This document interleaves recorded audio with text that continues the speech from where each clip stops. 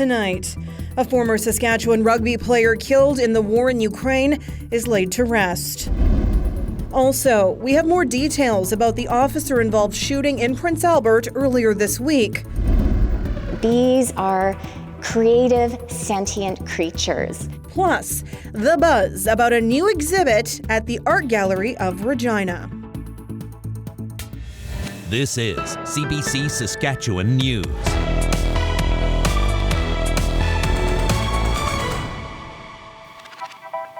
It is Friday, January 20th, and the CBC Saskatchewan News starts right now.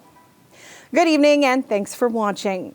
A funeral was held today for a Canadian medic who died as a volunteer in the Ukraine military.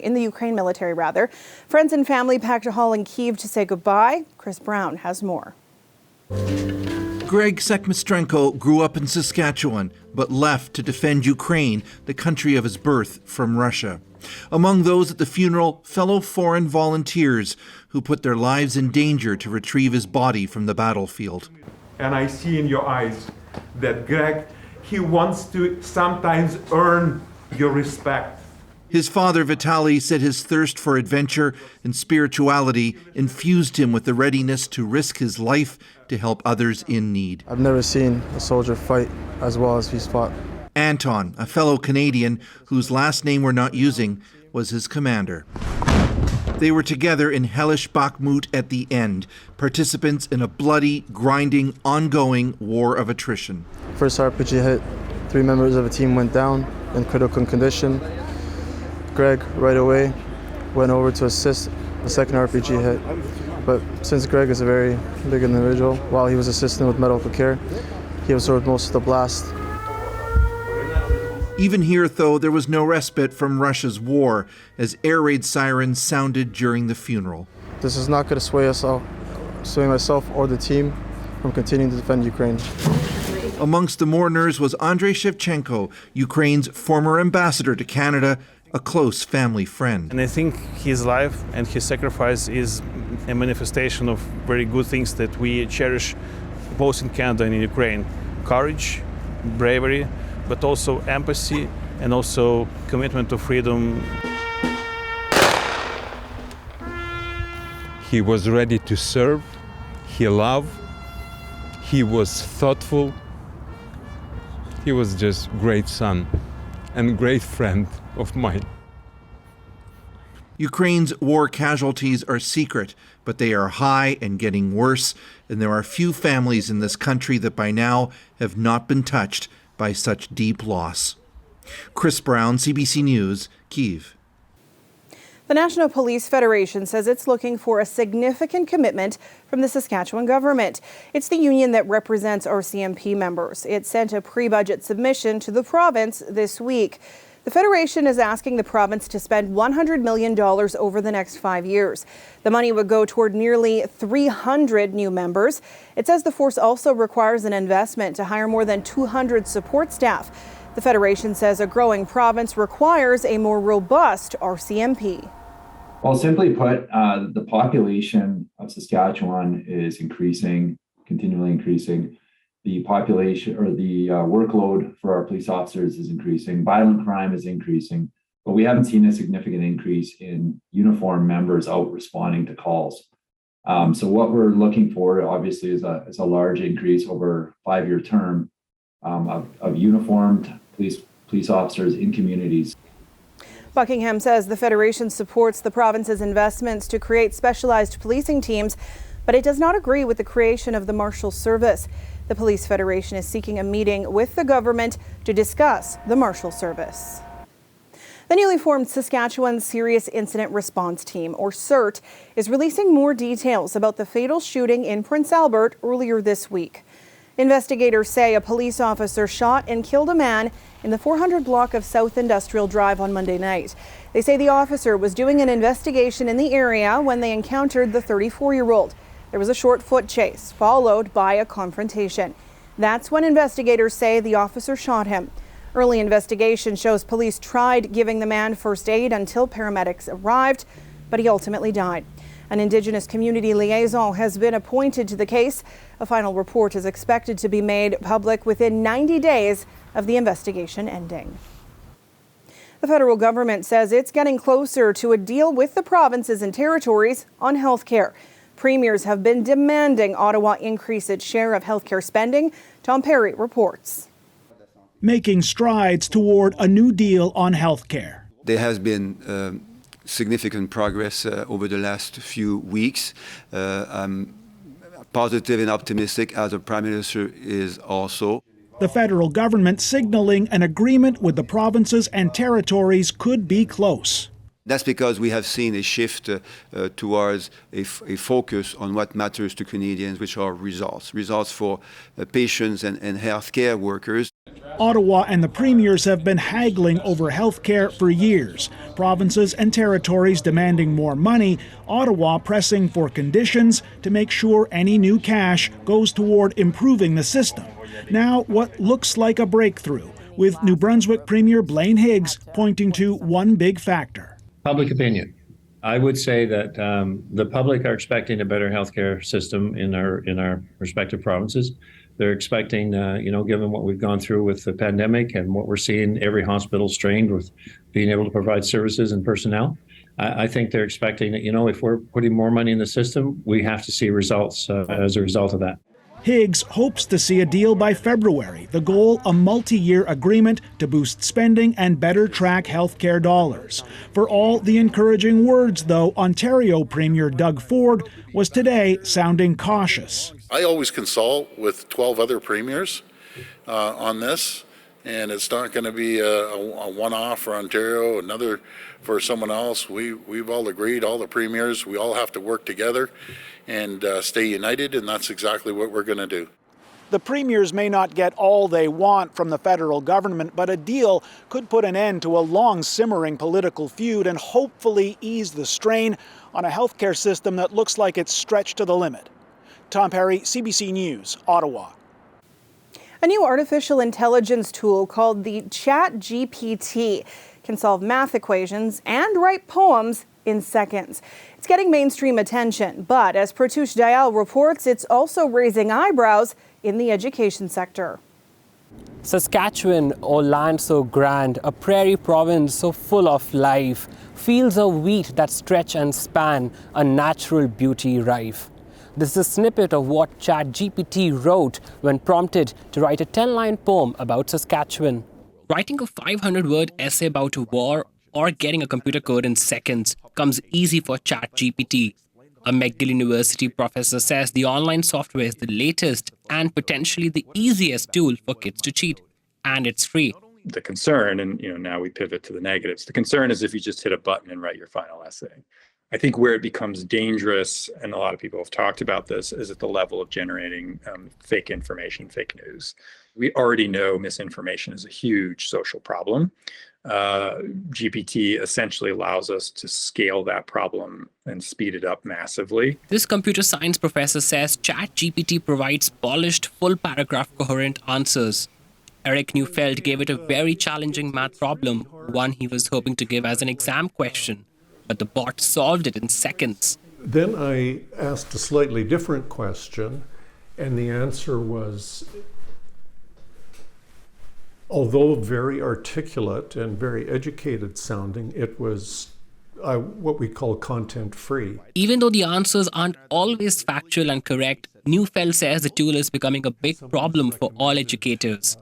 He says since ChatGPT is so equipped at mimicking, it could write dangerously good scripts that scammers can use. I see that becoming common. I see it becoming common for the kind of person who writes exams and writes assignments for money using GPT to increase throughput. University of Regina Student Union IT staff says the next version of the ChatGPT is supposed to release at the end of the year and is said to be 10 times stronger. But university in itself, as a single entity, they don't have anything that can detect the board-generated codes or essays. Most Saskatchewan school divisions say they are aware of ChatGPT, but say it's too early to change the way students are being assessed. And ironically, it seems some of them may end up turning to other AI programs to detect whether artificial intelligence was used to create assignments. Pratyush Dayal, CBC News, Saskatoon. The province is reversing SaskTel's plan to start charging customers for SaskTel.net email accounts. Yesterday, the Crown Corporation said it would start charging $1.95 a month for email service starting in April. It said providing email was too expensive and there were plenty of other free options out there. But this afternoon, the minister responsible for SaskTel deleted the idea. Don Morgan has ordered SaskTel to keep providing email at no extra charge. It will impact approximately 88,000 Saskatchewan residents. It is true. It finally happened. How much did you miss the sun? The amount of pep in everyone's step today tells me it was notable. Are we going to get to hang on to these sunny days as we head into the weekend? Ethan will let us know in his forecast after the break. Stay with us.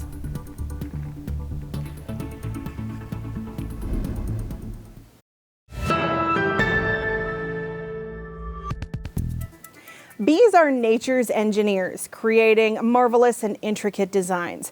12 artists have been collaborating with beekeepers, placing objects inside beehives and letting bees do the artwork. And now it's an exhibit at the Art Gallery of Regina called Between Us.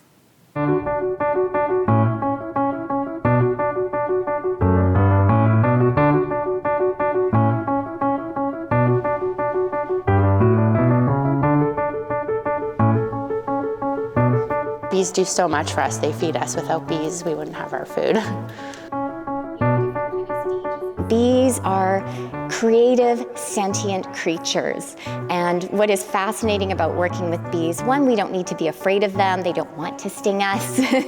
But their logic is so unique and sort of so inscrutable to humans. There are no secrets, there are always surprises. And every time we went to the hive to see what the bees were doing, there was a surprise. Sometimes they do the exact opposite of what you expect or what you want. And I think that's also a wonderful negotiation, that bees have a will.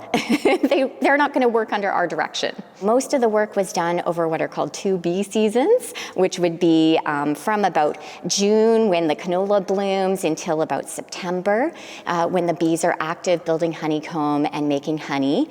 And of course, the artists can be active the rest of the year. I have 3 artworks in the exhibition, and I created them in advance. One of them has become a sculpture, and that one I did not necessarily intend it to all become one piece. There's several pieces together.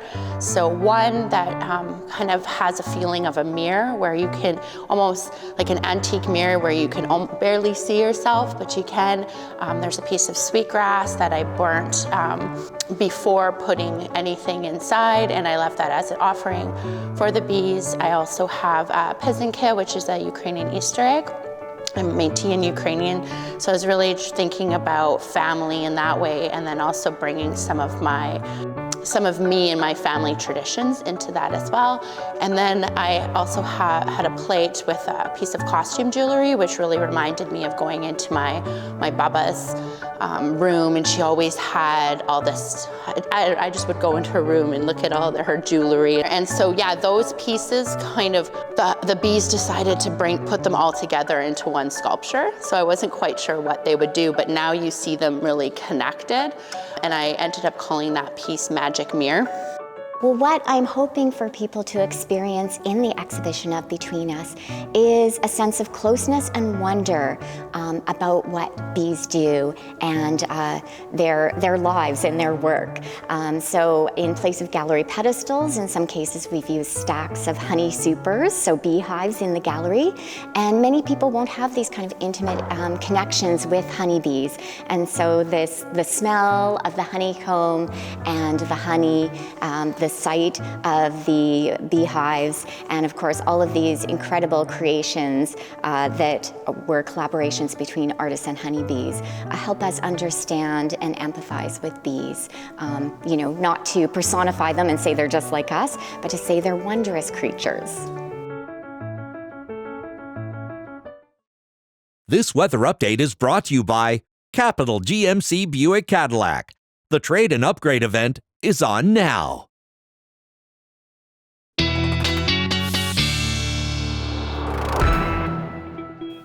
Our weather specialist, Ethan Williams, joins me now. I cannot wipe the smile off my face, and you delivered, my friend. The promise came true. Well, you know, I'm surprised you doubted me. I mean, I rarely, well, okay, maybe not rarely, but I keep my promise every once in a while at least. But yes, it has been very cloudy over these last few days, and Environment Canada does keep stats on cloud cover. Now, 80 to 100% cloud cover is kind of the category with the most cloud cover in the province. And this is just a rough estimation looking back over the last little while here. But in a place like Regina, you usually get in the month of January around 413 hours of 80 to 100% cloud cover. And just from January 9th to the 20th, we had around 250 consecutive hours of cloud or fog, just something kind of obscuring the sky. And in Estevan, often known as the sunshine capital of Canada, it was even more stark. You know, 379 hours usually is what you get in January. You had about 258 consecutive hours. That's, about 70% of your total monthly 80 to 100% cloud cover just in the span of those few days there. Now, we've gotten rid of the cloud cover, but visibility could drop again tonight with a little bit of fog, with dew points getting close to temperatures. But I think we're in for a nice clear day tomorrow. Temperature's going to be nice, wind's going to be light. Then along comes Sunday, and more cloud cover building in, a low-pressure system moving in from the Northern Territories. Snow starts early Sunday morning in the north. A little bit of mixing possible in the Churchill region and central portions of the province through the day Sunday before the cold front sweeps through. That changes all over to snow. Southern Saskatchewan getting relatively not a lot of snow from this. I think you'll be pretty unscathed. And then we have clearing as we get through Monday, but it will still be cloudy in spots. But another system potentially taking aim at the north of the province as we head into the beginning of next week. And winds going to pick up really, as I mentioned, on Sunday, around 60 kilometers an hour, maybe a rogue gust near 70 in west central Saskatchewan. Could lower visibility as that cold front moves through. Could also produce some snow squalls. Those are that really heavy snow, heavy bands of snow fueled by the wind, which could really reduce visibility. So do be careful on roads with a little bit of snow that you may be getting there. But then we get calm conditions as we head into Monday. Relatively 5 centimeters of snow from this, not a whole lot, especially in eastern portions of the north and the south. Again, the further south you go, you're really not looking for a whole lot of snow, maybe 1, 2, 3 centimeters, especially in portions of south and central. A little bit of mixed precipitation, I think, in Prince Albert. That's a bit of an overshoot, but 1 to 3 millimeters may be possible. So just keep in mind, especially for the commute Monday morning, once temperatures have dropped down back below zero, might be a little bit slippery. And it will be at least warm on Sunday, although making that a little bit messier. But after that, relatively unremarkable weather for the next week here, as we've been seeing over this past little while, including in Saskatoon. You're going to play a little bit of temperature ping pong here, where the temperature gets a little bit colder and then warmer again. Same with sky conditions. But a bit of a 180 between Saturday and Sunday, Sam. So tomorrow going to be a great day to get outside. I look forward to it. Thanks, Ethan. You bet. Well, how is that for an eye in the sky? That cloud formation, which Ethan tells us is a lenticular cloud, was caught on camera yesterday over a city in Turkey. The sight of it likely stopped some people in their tracks. You can imagine what it feels like to have that big red lens looking down on you. We'll be back after the break.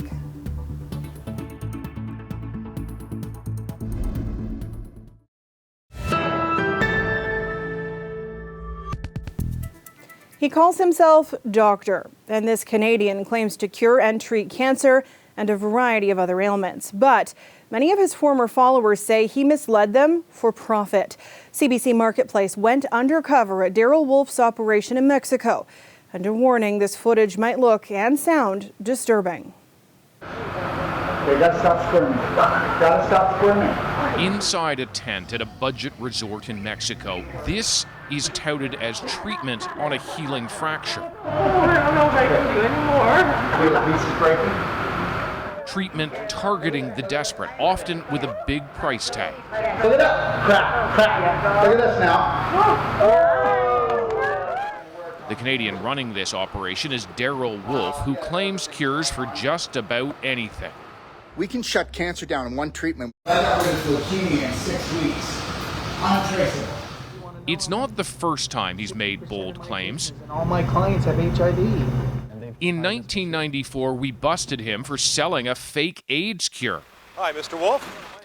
Though he claimed he wasn't, he shut down the clinic and later moved his operation to Mexico, where hundreds traveled to meet him in the hopes of being saved. What did he promise you about Mexico? He said that he had worked with this. He's worked with breast cancer. Nancy Jacobs wanted alternative treatment. She says she spent $13,000 with Wolf. It didn't help. Total regret ever going there. How could I be so foolish? Nancy Jacobs died shortly after this interview. Mr. Wolf, David Common with CBC Marketplace. How are you today? We caught up with Daryl Wolf when he returned to Canada. Oh, there are many claims that you've made about being able to cure cancer and a number of. We've recorded you. We've recorded you doing that. What do you say to those people who've died after spending thousands of dollars, sir? There is nobody that has with us. After our investigation, YouTube removed many of Wolf's videos. Facebook launched a review. But he continues to operate in Mexico, drawing in clients and dollars. David Common, CBC News, Ixtapa, Mexico. You can watch that full investigation tonight at 8 p.m. on CBC Television or CBC Gem.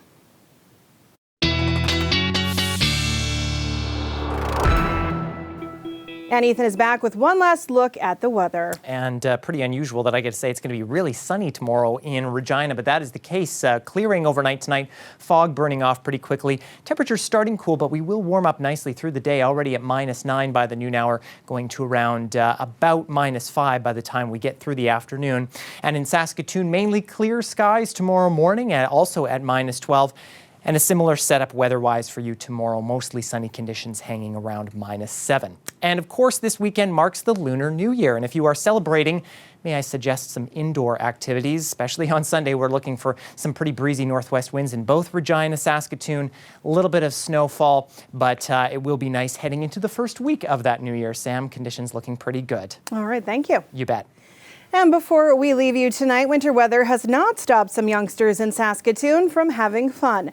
We caught up with the pre-K kids of Buena Vista School's outdoor learning program, where the classroom is outside all year long. Hi! We're at Buena Vista Park. We're investigating some stuff, and also we're in school learning.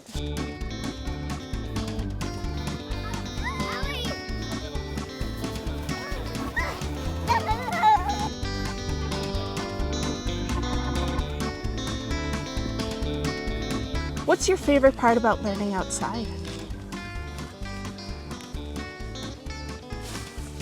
A big tree!